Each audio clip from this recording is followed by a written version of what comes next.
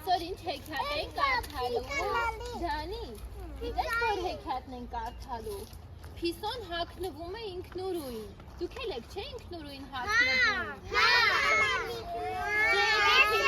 հիմա տեսնեք ես Փիսոն ոնց է ինքնուրույն հագնվում, լույսը բացվել էր, բայց Փիսոն դեռ գիշերազգեստով էր, Փիսո ջան, շորերը պատրաստել եմ, արի օգնեմ որ հագնվես, Մայրիկ, սա չեմ ուզում հագնել, ես ինքս կընտրեմ ինչ հագնեմ,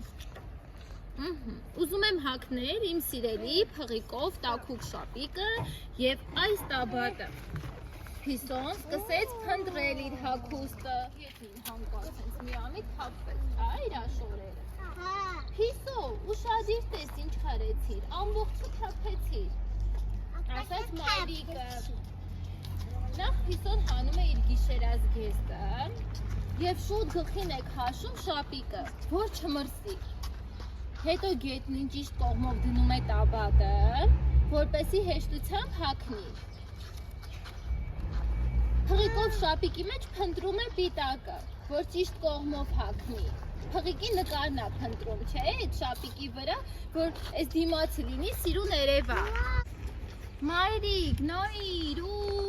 որտեղ եմ ծիծաղում է Փիսոն, իսկապես որ, ուր կորավին Փիսոն, հարցնում է մայրիկը, ուր կորավին Փիսոն, ուրախ ծիծաղով խաղը շարունակում է մայրիկը,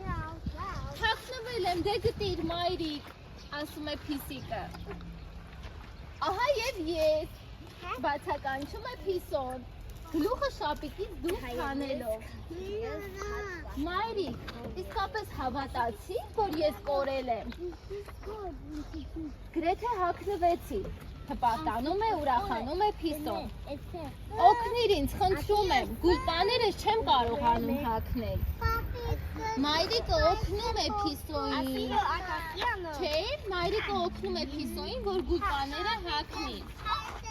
չէ, որ գուլպաներ հագնելը այդքան էլ հեշտ բան չէ, և մայրիկը օգնում է Փիսիկին, որ գուլպաները հագնի, ոնց ես հարցնեմ, ով է կարողանում ինքնուրույն հագնվել, ոնց եք հանում, ես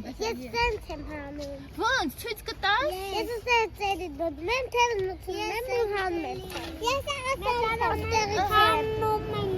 իսկ տաբատն էլ եք ինքնուրույն հանում, հա ես է շաբավա,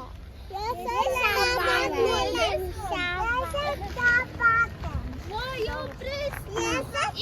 գուլպաներն էլ եք կարողանում ինքնուրույն հանել ու հագնել,